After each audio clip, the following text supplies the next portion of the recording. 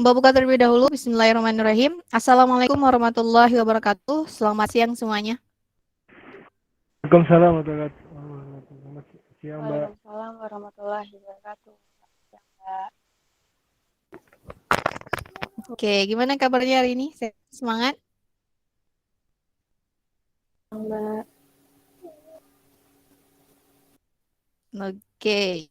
Mbak pengen nyapa satu-satu gitu ya, walaupun kemarin udah sempat kenalan singkat via WhatsApp grup.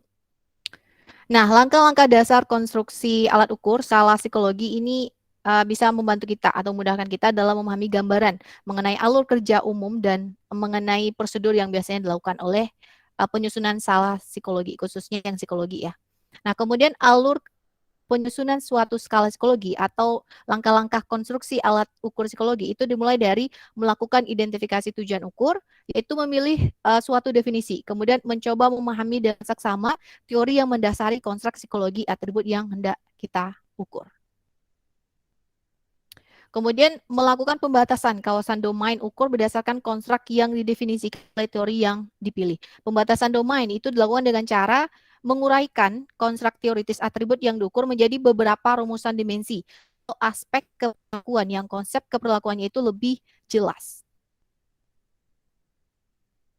Nah, kemudian dimensi keperlakuan itu biasanya masih berbentuk konseptual ya, yang belum terukur sehingga perlu dioperasionalkan ke dalam bentuk keperlakuan yang lebih konkret. Nantinya kita sebagai penulis akan lebih mudah memahami arah respon yang harus diungkap dari subjek penelitian kita. Selanjutnya, himpunan indikator-indikator perilakuan beserta dimensi yang diwakili kemudian dituangkan dalam kisi atau kita sebut sebagai blueprint yang dilengkapi dengan spesifikasi skala atau yang akan kita jadikan sebagai acuan bagi pada saat penulisan item. Belum nantinya mulai ke tahap penulisan item, kita sebagai perancang skala itu perlu menetapkan format stimulus yang akan kita gunakan seperti apa. Nah, pada perancangan skala psikologi, penentuan format skala itu lebih tergantung pada keunggulan teoretik dan lihat dari sisi praktis penggunaan format yang bersangkutan. Nanti kita langsung praktek ya supaya lebih jelas.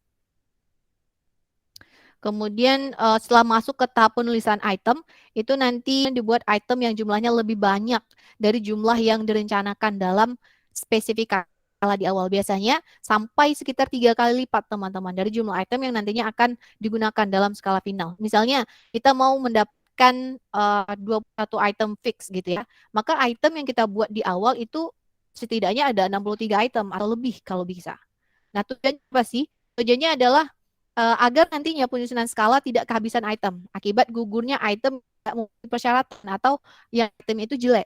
Dan berdasarkan pengalaman Mbak ya, ketika kita baru menulis item itu biasanya banyak item yang tidak bagus. Jadi itemnya itu gugur dan hasil akhirnya itu itemnya tidak sesuai dengan ekspektasi kita. Kalau di awal tadi kita mau berharap dapat 21 item, yang ada cuma 12 item, 13 itu biasa terjadi teman-teman.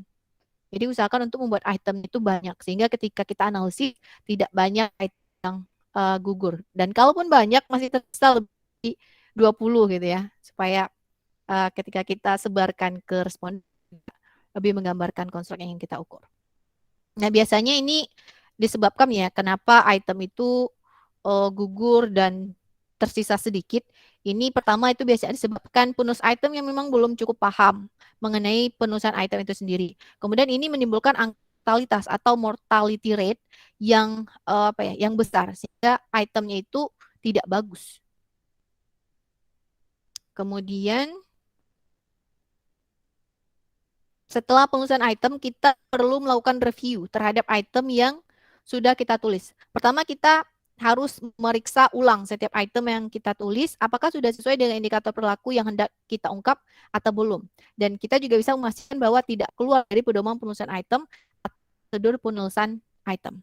Kemudian siapa sih yang bisa melakukan review terhadap item yang kita tulis? Siapa yang bisa? Yang bisa melakukan review terhadap semua item yang kita tulis itu adalah seseorang yang sudah kompeten di dalam bidangnya atau bidang yang kita ukur. Nah, ini biasanya disebut dengan expert judgment. Nah, ini bisa dosen kita di kampus, peneliti sudah biasa tentang konstruk kita, ataupun orang yang kita anggap sudah fasih atau memahami konstruk yang kita ukur.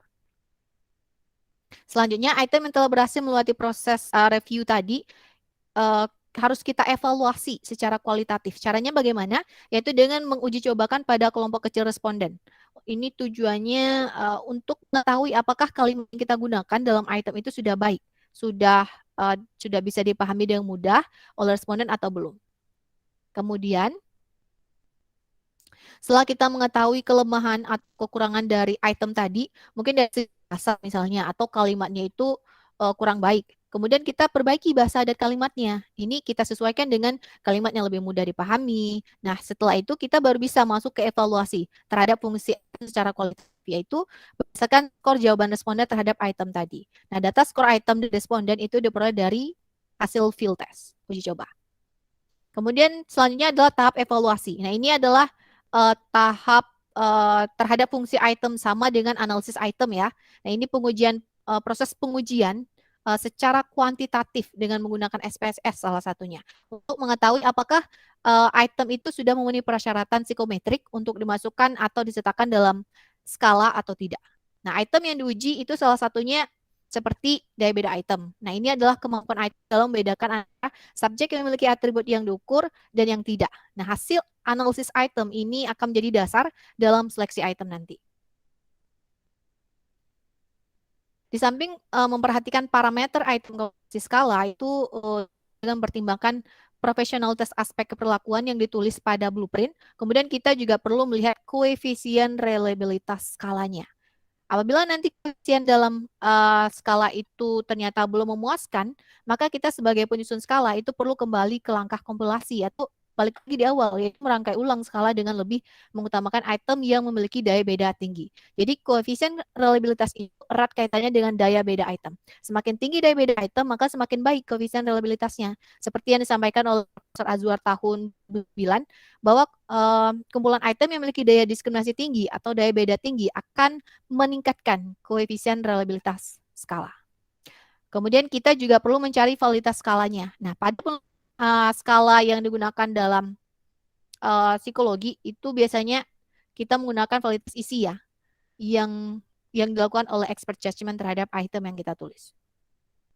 Sampai nanti akhirnya kita sampai ke format final skala. Nah, dalam final format skala itu harus jelas dan juga mudah dipahami, harus dengan misalnya petunjuk pengerjaannya, dan jika memungkinkan antara lembar kerja dan lembar jawaban itu dipisahkan. Kalau bisa juga ukuran kertasnya juga disesuaikan ya dengan panjangnya skala, tidak terlalu panjang, tidak terlalu besar, tidak terlalu kecil. Dan pemilihan ukuran huruf itu mempertimbangkan usia dari responden kita. Misalnya, jika nanti responden teman lansia, maka usahakan untuk font lebih besar dan menyesuaikan dengan usia yang lainnya. Begitu untuk penjelasan mengenai langkah-langkah dasar konstruksi alat ukur. Ada pertanyaan?